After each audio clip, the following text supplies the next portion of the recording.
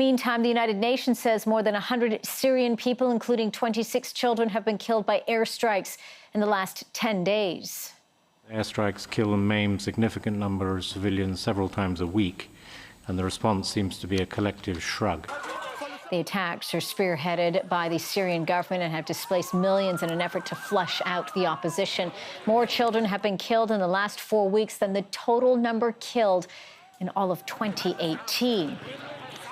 I'm now joined by David Swanson, UN Regional Spokesperson for the Syria crisis. David, thank you very much for joining us. We know it's very, very early in the morning. You're in Amman, Jordan right now. Paint a picture for our viewers, if you can, of what's happening on the ground in Syria.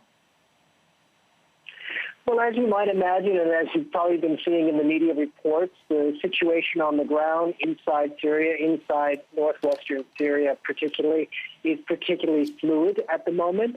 Since the end of April, we've had more than 400,000 people displaced from this latest upsurge in violence, which has resulted in more than 450 confirmed documented civilian casualties.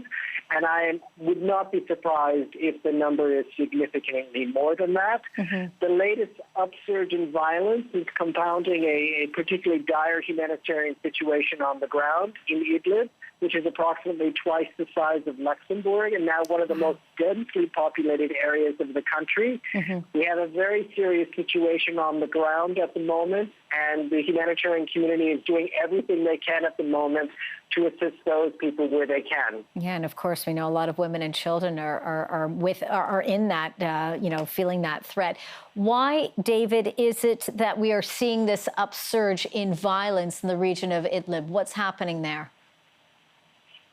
Well, as you might recall, in September of 2018, a demilitarized zone was brokered between the Russian Federation and Turkey to mitigate the risk of this actually happening. However, what you're having now is a disregard for that brokered agreement, and we're seeing an upsurge in airstrikes, clashes, shelling, including the use of indiscriminate barrel bombs, which continue unabated in Idlib in this area, which is damaging schools, hospitals, and other critical civilian infrastructure. We know that Syria and Russia both denying targeting the area, targeting civilians. How can the international community help? What is the call now to help these people? I think the important thing for all of us to understand working in the humanitarian community, and particularly for our audience in North America and in Western Europe, is that what's happening in Idlib right now is a stark reminder that the crisis in Syria, which is already in its 9th year, is far from over. And it's absolutely vital that the international community step up its pressure on all parties to the conflict and those with influence over them to adhere to their obligations under international humanitarian law, and that includes the protection of civilians and the protection of civilian infrastructure.